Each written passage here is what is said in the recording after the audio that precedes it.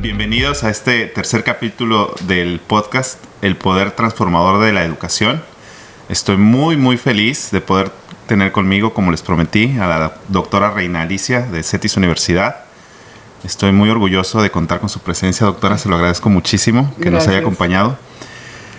Como les platiqué, con la doctora yo tengo experiencia de que fue mi profesora. Con ella aprendí un muy buen valor dentro del aula y además actualmente ella me invitó a dar algunas clases dentro de CETIS Universidad, lo cual también me hace muy feliz, me llena de orgullo colaborar en esa institución y además me hace sentir pues también muy comprometido con la institución y con la doctora en especial por el compromiso que para mí representa este trabajito que me encanta además. Doctora, qué felicidad y le agradezco mucho que esté aquí con nosotros. Yo quiero que inicie platicándonos un poco de su experiencia, su trayectoria, su formación académica y bueno, cómo es que llegó al CETIS Universidad. No, pues gracias, Isaac. Qué gusto que me invites. Qué honrada también de Gracias. que consideres que lo que yo pueda platicarles le pueda servir a ti y a otras personas. Yo soy contador público de carrera. Yo estudié hace muchos años, hace más de 30 años que yo me gradué de la UNIVA, Universidad del Valle de Atemajac, en Guadalajara. Después hice mi maestría en finanzas en el Tecnológico de Monterrey. Hace como 26 años que terminé la maestría. Yo ejercí como contador por muchos años, en despachos, en empresas, más recientemente en la empresa familiar de mi familia política, de mi esposo y sus papás. Y de repente yo normalmente cuando me cambiaba de trabajo me tomaba un mes, yo le decía mi mes sabático. Antes de enrolarme en un nuevo trabajo, descansaba un mes. Y yo estaba en mi mes sabático y mi esposo daba clases en CETIS y le estaban pidiendo que impartiera una segunda o tercera clase, no me acuerdo, y él no podía y él me dice, me siento muy mal porque no los voy a poder apoyar. Y pues yo no estaba haciendo nada, le dije, oye, ¿de qué trata la materia? Era desarrollo económico. Le dije, si quieres, diles que yo la puedo dar. Y así di mi primera clase por apoyar a mi esposo y mi esposo a CETIS. La verdad es que después de dar una primera clase dije, ¿qué he hecho toda mi vida? Fueron 2 horas en las que me sentí con una satisfacción personal que no me lo daba el presentar una declaración anual, el hacer un estado financiero, el recibir a un auditor de Hacienda y que salieran los estados financieros limpios. Me hacían sentir muy bien, me hacían sentir que mi trabajo estaba bien hecho, pero el dar una clase fue algo, pues no sé cómo llamarlo, pero fue una satisfacción personal mucho mayor. Sí. Entonces dije, como que dar clases me llena más que ser contadora. Y así empecé, dando clases. Después, dentro de las políticas de la institución, yo solo he dado clases en CETIS, nunca he dado en alguna otra parte. Las políticas de la institución fueron que para dar clases en licenciatura tienes que tener maestría, para dar clases en maestría tienes que tener doctorado. Y yo daba clases en maestría y me encantaba, me encanta.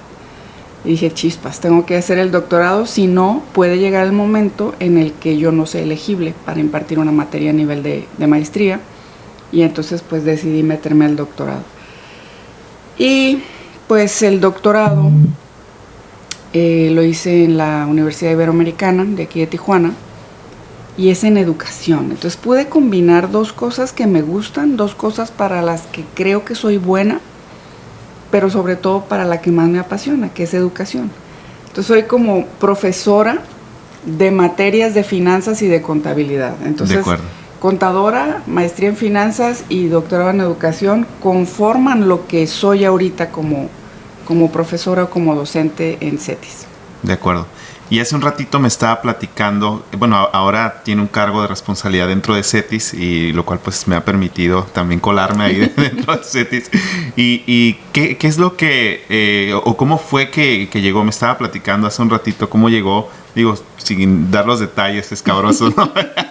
Pero cómo es que se abre la oportunidad y también que toma la decisión de dar ese salto a ahora sí ser parte administrativa de la institución. Sí, fíjate que no es una decisión fácil. Existe el mito, bueno, a lo mejor no es mito, ¿no? Pero que siendo profesor a lo mejor no te vas a hacer rico. Y que pues trabajando en la iniciativa privada a lo mejor pues hay más probabilidades de que te hagas rico o que ganes más dinero. Entonces yo estaba trabajando en una empresa privada, muy, muy buena empresa de aquí del área de Baja California, del área automotriz, y yo tenía un buen puesto y ganaba bien, pero ya había llegado ese tope en tu carrera donde dices hacia dónde más, pensando en subir, hacia dónde más puedo aspirar. Y ya había yo tocado la puerta de, oye, pues qué más opciones para subir tengo, y ya no había. Por lo menos en el corto plazo yo ya no visualizaba que yo pudiera seguir subiendo. En ese momento a mí me llaman de CETIS y me invitan a regresar como maestra de planta y para coordinar la maestría en administración de negocios, cosa que me encanta. Dije, wow, los negocios, las finanzas, la educación, y era como mi trabajo perfecto, mi trabajo soñado, donde yo podía combinar las dos o las tres áreas que más me gustan, que más he trabajado durante toda mi vida y que más satisfacción me dan. El tema del sueldo, pues era un tema, porque efectivamente, pues lo que yo estaba ganando versus lo otro, pero contribuyes a la sociedad y ya sabes, ¿no? Tus pensamientos por un lado y por otro lado, pero era también un momento de mi vida personal y familiar, donde mi hijo ya está grande, ya es independiente, ya no pago colegiaturas, ya no pago esos pagos fuertes que tenemos las familias cuando tenemos hijos jóvenes. Mi hijo ya no vive en casa, entonces me aligeraba económicamente la carga. Y había por allí en mi mente también una espinita clavada de emprender. Claro. Entonces dije, bueno, podemos ver si funciona una combinación. Cerré los ojos y me aventé. Excelente. Decidí perseguir lo que me llena, el alma, el espíritu, lo que me da esa satisfacción. Yo les digo a mis alumnos que cuando yo les veo sus caras de que entendieron o comprendieron un concepto, yo así como, me hace sentir muy bien cuando una persona comprende algo nuevo o aprende algo nuevo. Entonces así me decidí. Y ya estando en CETIS, pues viene la pandemia y todo este relajo que a todos nos agarró un poco desprevenidos, pero también nos dio mucho la oportunidad de pensar y de decir, bueno, ¿por qué no? O sea, si a lo mejor la vida se nos puede ir en un instante, pues ¿por qué no aventarte a hacer más cosas? Y emprendí. Wow. Abrí un negocio que hacía más de 7 años que había estado en mi mente, pero que no había salido por mis manos, no lo había hecho. Y en el 2019, diciembre de 2019, abrí mi negocio. Entonces, pues ahora estoy en CETIS y tengo mi negocito. Está chiquito, excelente, pero ahí vamos. Excelente, ¿no? Qué padre. Y yo creo que esa es también una de las flexibilidades que yo he escuchado. Ayer justamente tuvimos un invitado que dejó una firma que le absorbía todo su tiempo, se puso a emprender y sigue combinándolo con el tema de dar clases, y creo que eso es una de las flexibilidades de los que de repente nos dedicamos a dar clases.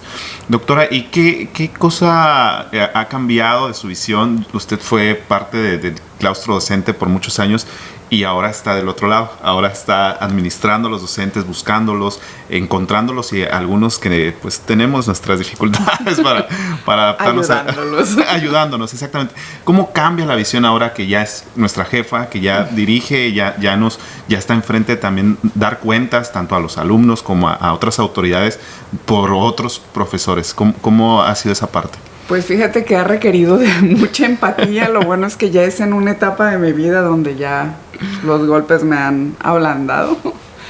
Sí cambia, porque hay muchas cosas que no dependen de nosotros. Y yo creo que cuando encuentras a un profesor que tiene disponibilidad para aprender, o sea, no todos sabemos todo. Entonces, encontrar a un profesor con ciertas características, por ejemplo, para que alguien pueda impartir una materia con nosotros en la maestría, tiene que tener muchos requisitos, no cualquiera puede dar clases. Entonces, para mí es difícil encontrar a esa persona que tenga todos esos requisitos. Ejemplo, yo necesito un profesionista que esté trabajando actualmente y que tenga un doctorado. Entonces imagínate qué difícil es en México. En otros países no es difícil, pero en nuestro país sí. Casi siempre los doctores están dedicados a dar clases y a investigar, pero Claro. no traen la parte de la práctica. Correcto. Y si te encuentras a un profesionista exitoso en su área o muy bueno, pues no tiene doctorado. Entonces imagínate mi trabajo, yo tengo que encontrar a alguien que tenga esas dos cosas. Claro. No tengo muchos. Tengo 1, 2, nada más. Entonces cuando encuentro a una persona que le falta, para mí es más fácil encontrar un profesionista con maestría, con experiencia, sin doctorado. Entonces yo lo tengo que ayudar a que mejore sus prácticas docentes, a darle herramientas o técnicas para que sea buen profesor, porque trae lo otro, trae la práctica, trae el conocimiento, trae la experiencia, que para los alumnos es muy valioso que un profesor llegue y les cuente lo que acaba de hacer hace 2 horas en su oficina o en su trabajo. Entonces, hay profesores que tienen doctorado, que no tienen experiencia en la práctica y que aparte tampoco tienen herramientas docentes. Wow. Entonces, yo tengo que decidir a quién le invierto recursos, porque yo le voy a invertir recursos al profesor que no tiene doctorado, pero tiene ganas y es enseñable, o al que tiene doctorado, que, ¿sí me explico? Tengo Claro. que estar ahí haciendo un balance. Es interesante, me gusta, a veces es así como, ay, aquí le invertí y no saqué lo que yo había pensado, pero si te sigo invitando, quiere decir que eres Muchas rescatable, ¿no? Claro que sí, me queda muy claro. Sí, es estar del otro lado y escuchar las demandas de los alumnos. O sea, nuestros alumnos vienen con una expectativa de la clase, con una expectativa del docente, con una expectativa de la institución. Y si no obtiene su expectativa, pues ahora nuestros alumnos tienen voz. Claro, Y claro, son nuestros jefes en y realidad. en CETIS tienen voto. Claro. Entonces, de repente tengo que defender profesores ante algún alumno y de repente pues tengo que defender alumnos ante un profesor, y yo pues siempre había sido, a ti te consta, muy estricta, muy by the book, dice 3 puntos y son 3 puntos, entonces pues aprender a ser flexible, Sí. porque los humanos pues a veces somos muy buenos en un área y en otra área somos mejorables, Sí. ¿no? Entonces pues me toca estar ahora sí que de este lado intentando obtener la mezcla óptima de recursos De acuerdo. que permita de acuerdo. maximizar la utilidad. Excelente. Sí. Doctora, yo sé que, bueno, ahora ya es doctora en educación y pues con toda esta experiencia ha ido seguramente mejorando su habilidad para manejar grupos, para entregar el mensaje que quiere en su clase. Pero yo me acuerdo desde ya hace varios años que yo estuve en la maestría, tenía una habilidad de simplificar lo complejo. O sea, sus clases de repente parece como que, ay, qué fácil, porque como que conceptos muy abstractos, conceptos muy elevados los pone en 3 o 4 palabras o en una frase más digerible. ¿Dónde adquirió esa habilidad? ¿Es algo nato o fue algo de formación o se tuvo que topar con pared con que estaba siendo muy compleja su explicación? ¿Cómo fue? Se va a oír muy ridícula mi explicación, pero te voy a decir lo que yo creo. Yo creo que nunca supe a qué horas lo hice sencillo, pero yo sí recuerdo que cuando yo era niña yo jugaba a ser maestra. Ok. Sí, yo realmente no, bueno, sí sé por qué no estudié para maestra, por rebelde en mi juventud.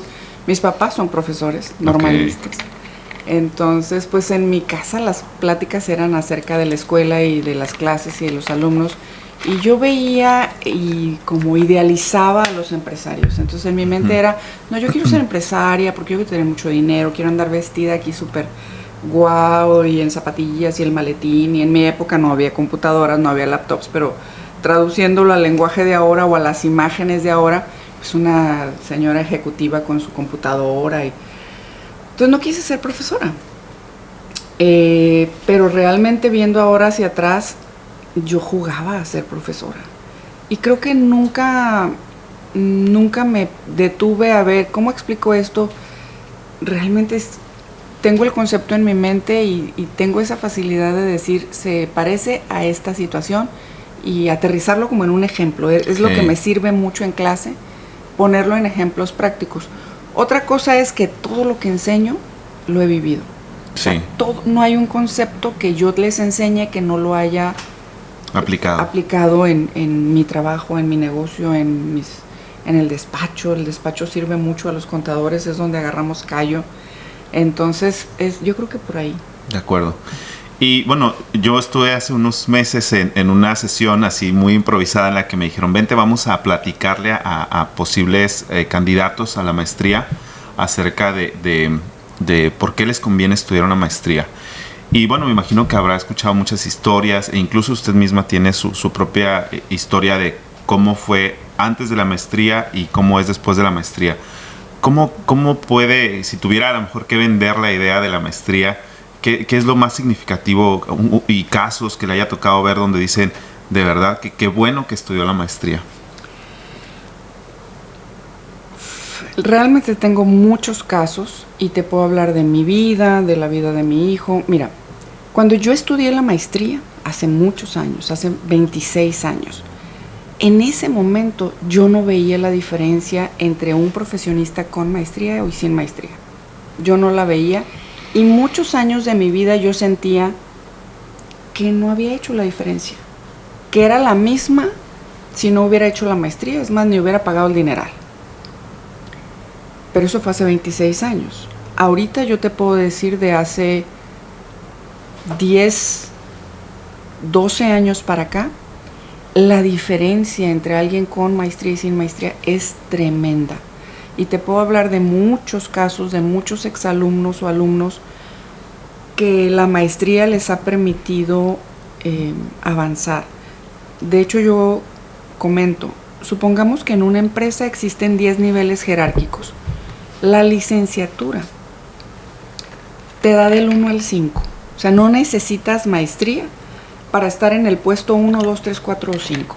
Imagínate una maquiladora, un ingeniero, el ingeniero industrial, mecatrónico, lo que sea, entra y con su ingeniería es más que suficiente para llegar a ser a lo mejor hasta gerente. Pero para dar ese brinco de gerente a director, sí hay una diferencia entre maestría y no maestría. En los ingenieros se nota mucho porque cuando ya llegas a puestos gerenciales, necesitas hablar un lenguaje de finanzas, de recursos humanos, de mercadotecnia. Ya el director de finanzas te va a requerir que hagas trabajo para él. Y tú dices, ¿de qué me está hablando? ¿Por qué me pide la tasa interna de retorno del proyecto tal? O sea, cómprame la máquina porque la necesito y le conviene a mi línea de producción. Y el de finanzas va a decir, pues qué bueno que te hace falta la máquina, pero yo necesito un retorno a la inversión de tanto, si no, no va a haber dinero. Claro. Entonces, ahí es donde ya hace una diferencia significativa la maestría. A lo mejor todavía hay por allí directores sin maestría, claro, pero cada vez los que están subiendo. O sea, si hay 3 gerentes que pueden aspirar a ser director y 2 no tienen maestría y 1 sí va a haber una diferencia.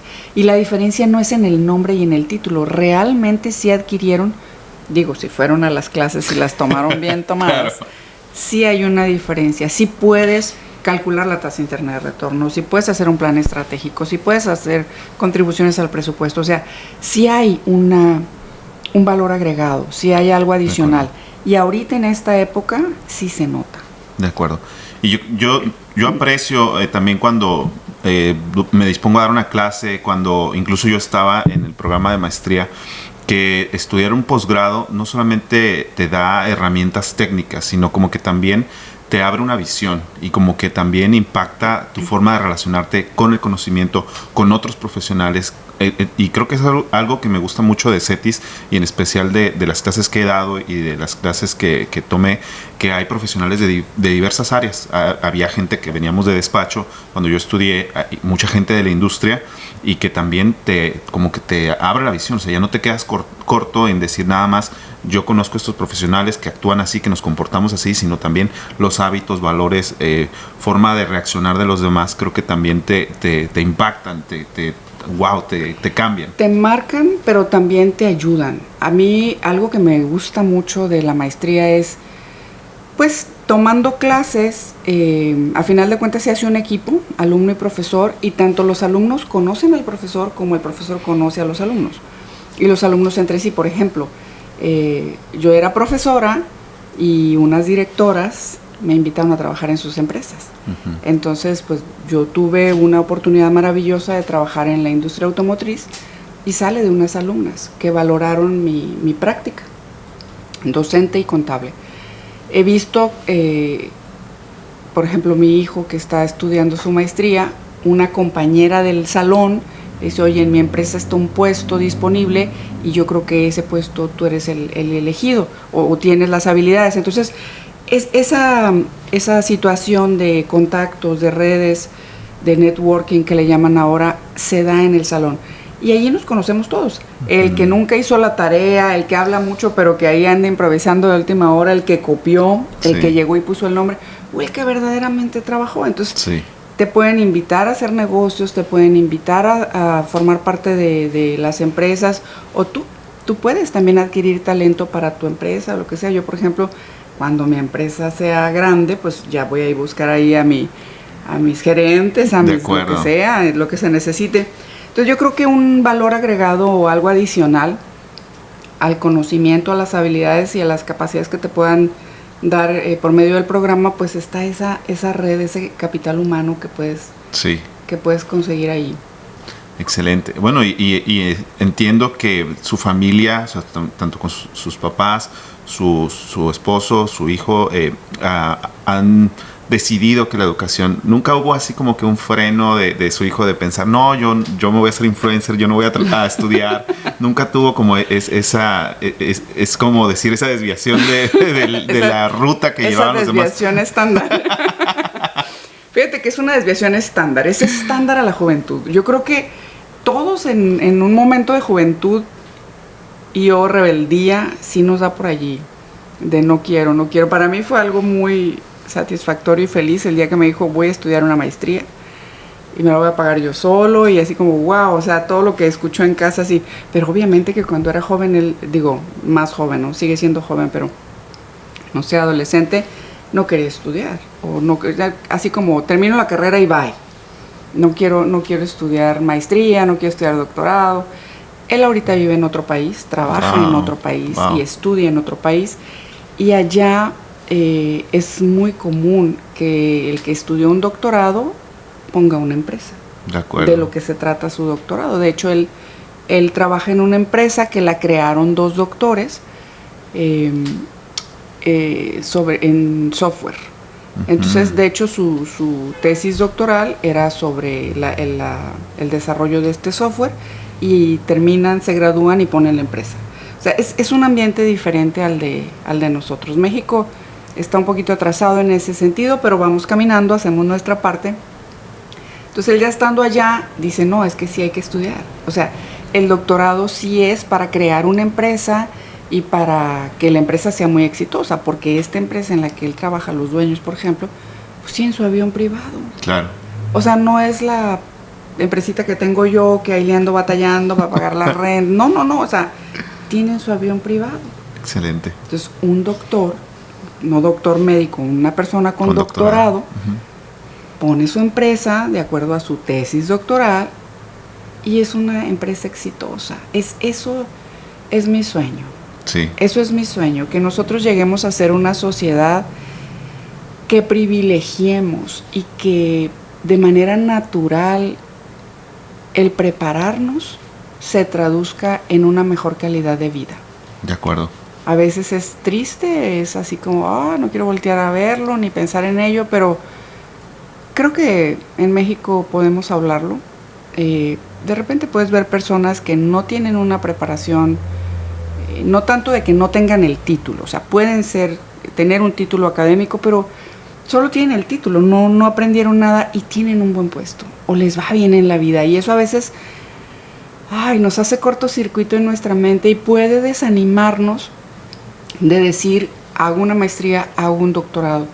¿Por qué? Porque fulanito no lo tiene y le va mejor que a alguien que sí lo tiene, ¿no? Eso es, 1000 veces me tocó escucharlo. Yo no tengo ni maestría y gano más que los que tienen maestría, y la que tenía maestría era yo, ¿verdad? Sí. Y yo estaba sentada en la misma mesa y yo estaba escuchando. y te le tomabas a la soda para que te pasaras el nudo que tenías en la garganta de coraje, frustración y tristeza. Pero la verdad es que en países más avanzados que nosotros las cosas sí funcionan diferente y pues es mi sueño que nuestra sociedad un día pueda darse cuenta de que sí hay un valor muy, muy importante en seguirnos preparando. De acuerdo. No, y me encanta, y creo que esa es una excelente conclusión de toda nuestra conversación, porque de alguna manera resume lo que hemos estado platicando. O sea, detrás de cada grado académico, y hace ratito me estaba platicando cómo fue la maestría, que era un poquito a distancia, pero con esfuerzo diferente. Ahora había que imprimir trabajos, había que mandar una grabación de su presentación final. Y detrás de cada grado académico hay un esfuerzo, dedicar tiempo, dedicar dinero, dedicar pues mucho sacrificio. Y realmente pues la idea detrás de la educación para mí también es que si yo me esfuerzo, tiene que tener algún retorno a la inversión, como lo hablamos en nuestros lenguajes de contadores. Uh-huh. Y bueno, sí es cierto que en México falla mucho nuestro sistema, como que privilegia a veces otras cosas, y actualmente en nuestra juventud privilegia pues el atrevimiento de decir cosas, de hacer cosas en las redes sociales, y eso pues de repente no es más difícil que un lenguaje formal de la educación tenga impacto en las redes sociales a que un lenguaje de groserías, de chistes, de todo eso, porque el entretenimiento vende más que lo que es constructivo, que lo que es productivo para la educación. Digo, no me estoy quejando, ojalá que lleguemos a unos 5 de nuestro auditorio y les guste lo que estamos haciendo, pero creo que sí es cierto, en nuestro país seguimos muy distantes de esas sociedades donde realmente tiene un propósito muy claro: cómo voy a adquirir este título universitario, esta maestría, este posgrado, y me va a dar estos resultados. Pero qué bueno contar con usted, doctora. Creo que eso es algo que yo me siento muy privilegiado, un poquito sorprendido cuando me llamó a dar clases, porque bueno, tuvimos nuestra historia, lo cual fue algo que yo la verdad valoro. Yo ya lo conté en mi primer capítulo, y yo realmente ahora lo atesoro como una experiencia valiosa. Para mí me enseñó acerca de mejorar mi actitud, me enseñó también acerca del valor de la sencillez, que es algo que yo incluso tengo una certificación de Maxwell Leadership, que es acerca de hablar en público, y mi discurso fue sobre ese episodio, y fueron 3 minutos que hablé acerca de cómo ser muy complejo, y es algo con lo que yo sufrí. Por eso le comentaba la simplicidad que tiene para poner algunos conceptos aterrizados. Para mí fue algo difícil. Yo soy una persona compleja que hace conceptos más complejos de los que ya son complejos, y aterrizarlo en algo sencillo fue un valor que yo aprendí, y lo agradezco. En realidad vale totalmente la pena, y es más, ahora estar de este lado, en el lado docente del CETIS, a mí me encanta. Yo había dado clases en UABC y es una buena experiencia, pero también como que cuando me llamó para CETIS dije, wow, qué maravilloso.